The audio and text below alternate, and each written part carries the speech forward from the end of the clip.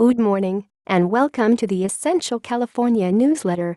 It's Monday, August 28th, and here's what's happening across California. Top stories: another ugly protest in Berkeley. San Francisco saw tame protests Saturday. But on Sunday, things got ugly in Berkeley, where a few Trump supporters faced overwhelming numbers of counter-protesters, some of whom turned to violence. More than a dozen arrests were made as videos captured the scene of violence. Police, and in some cases other counter-protesters, stepped in to halt the violence or escort the victims away from the area. Los Angeles Times Plus, the quieter scene in San Francisco. Los Angeles Times and how did the Bay Area become such an epicenter of dissent? Chicago, New York, and Los Angeles have their natural histories of political movement, but the Bay Area has a special place as one of dissent, said one expert. One of the misinterpretations is that the Bay Area is a liberal place, but it has become liberal by what it opposed. Los Angeles Times. Uber's new CEO. Uber has chosen Dara Khosrowshahi, the chief executive of travel booking website Expedia, to be its new chief executive, according to a source unauthorized to comment publicly. Khosrowshahi's reported appointment to the top job ends Uber's search for a CEO, which started when the company's co-founder and former chief executive, Travis Kalanick, was pressured to resign June 20.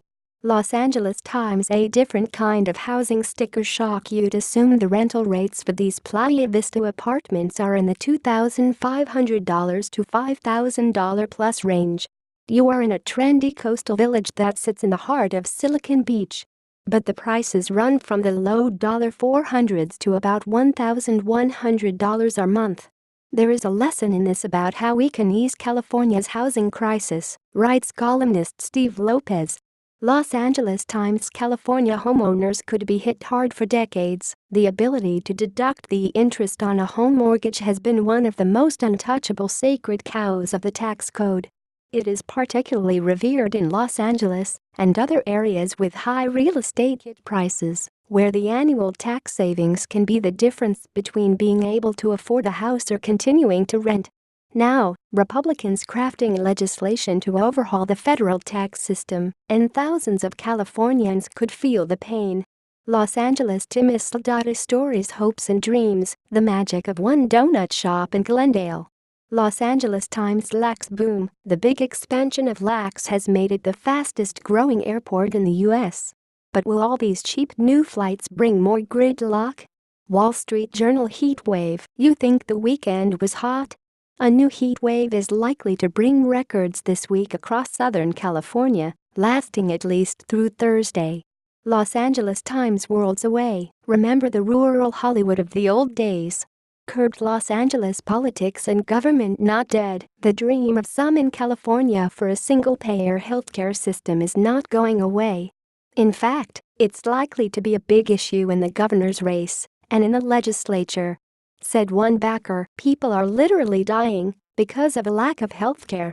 It's not a matter of waiting until somebody high enough in the power structure decides it's time. The time is now.